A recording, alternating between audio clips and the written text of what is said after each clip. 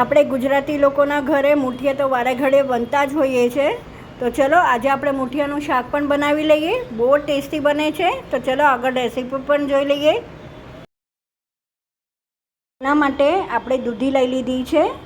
200 ગ્રામ દૂધી હતી. મેં ખમણી અને હળદર મીઠાવાળી કરીને રાખી છે, જેને હવે આપણે એકદમ જ નીચવી નાખશું. પાણીનો ભાગ એકદમ કાઢી નાખવાનો છે.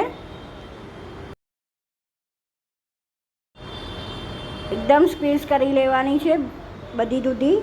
તો તમે જોઈ શકો છો કે આપણી દૂધી એકદમ જ કોરી થઈ ગઈ છે. તો હવે આપણે એમાં મસાલો કરી લઈશું, જેમાં 2 ટેબલસ્પૂન આદુ મરચાં લસણના ક્રશ કરીને નાખ્યા છે, 2 ટેબલસ્પૂન કોથમરી છે, 1 ટેબલસ્પૂન ધાણા જીરું, 1 ટીસ્પૂન લાલ મરચું, અને આપણે 1/4 કપ એમાં સોજી એડ કરી છે, 1 ટેબલસ્પૂન એમાં તેલ એડ કર્યું છે, સાથે જ 2 ટેબલસ્પૂન એમાં દહીં એડ કરશું, કસૂરી મેથી છે 1 ટેબલસ્પૂન.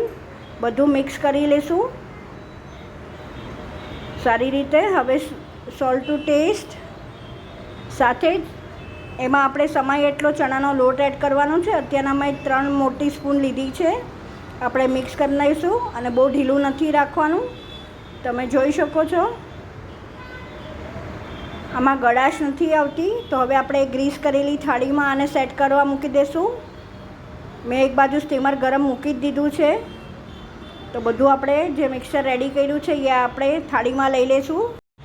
આખી ડીશમાં આપણે પાથરી દઈશું સ્પેટુલાની મદદથી. તો તમે જોઈ શકો છો આપણી થાળીમાં સ્પ્રેડ થઈ ગયું છે પ્રોપરલી. તો હવે આપણે સ્ટીમ કરવા મૂકી દઈએ એને. તો મેં સ્ટીમરમાં મૂકી દીધી છે થાળી. તો 15 મિનિટ માટે આને સ્ટીમ થવા દેવાની છે. ત્યાં સુધીમાં આપણે ગ્રેવીની તૈયારી કરી લઈએ. હવે આપણે એક કડાઈમાં 1/4 કપ તેલ લઈ લઈશું, ગરમ કરવા મૂકી દઈશું. આમાં મેં 1/4 ટીસ્પૂન મેથી અને 1/4 ટીસ્પૂન જીરું છે એડ કર્યું છે. એ થાય તતડે એટલે આપણે એમાં કાંદા એડ કરવાના છે. મેં એક મોટો કાંદો, જો ન હોય તો તમે 2 નાના લઈ શકો. આનો કલર ટ્રાન્સપરન્ટ થાય ત્યાં સુધી આને સોતે કરવાના છે.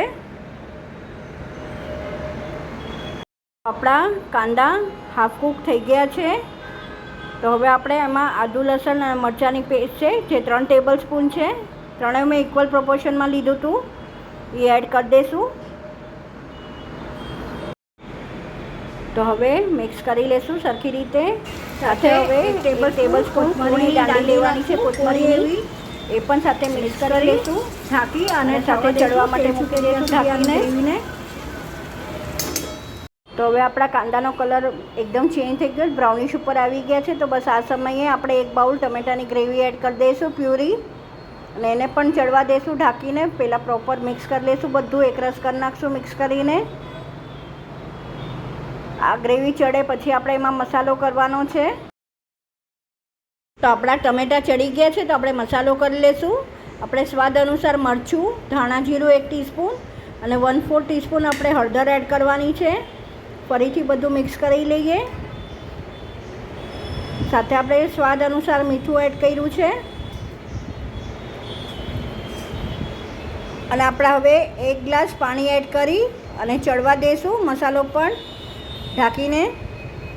તો આપણી ગ્રેવીને ચડવા દઈશું ઢાંકીને. ત્યાં સુધીમાં આપણે મૂઠિયા પણ ચેક કરી લઈએ ફરીથી. તો તમે જોઈ શકો છો મૂઠિયા બહુ જ ફ્લફી અને સોફ્ટ બન્યા લાગે છે દેખાવમાં. તો ચડી બી ગયા છે. આપણે એને ઠરવા મૂકી દીધા છે. હવે આપણે એને કટ કરી લઈશું. સ્ક્વેરમાં કટ કરવાના છે. મેં મૂઠિયા નથી વળ્યા કેમ કે આપણે શાક બનાવવાના હતા એટલે. ઇવન તમે મૂઠિયા વાળીને પણ નાના નાના રાઉન્ડ કટ કરીને એડ કરી શકો આ ગ્રેવીમાં. સરસ જાળીદાર બન્યા છે અને એકદમ સ્પોન્જી બી બન્યા છે.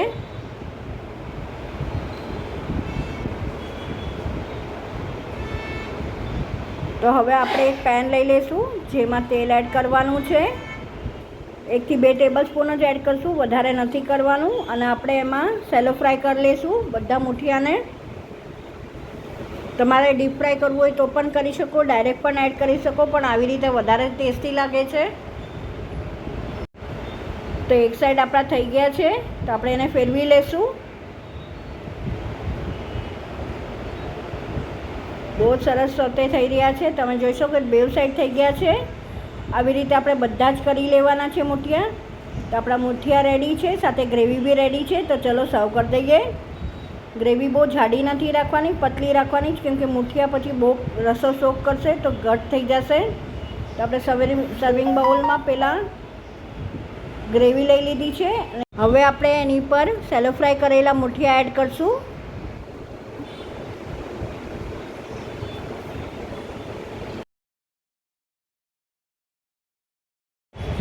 અને સાથે જ કોથમરીથી ગાર્નિશ કરી અને સર્વ કરી દઈશું. આઈ વિશ તમને મારી આ રેસીપી ગમી હશે. જો ગમી હોય તો લાઈક, શેર અને સબસ્ક્રાઈબ કરવાનું નહીં ભૂલતા. બસ આવીને આવી નવીન રેસીપી સાથે આપણે ફરીથી મળતા રહીશું.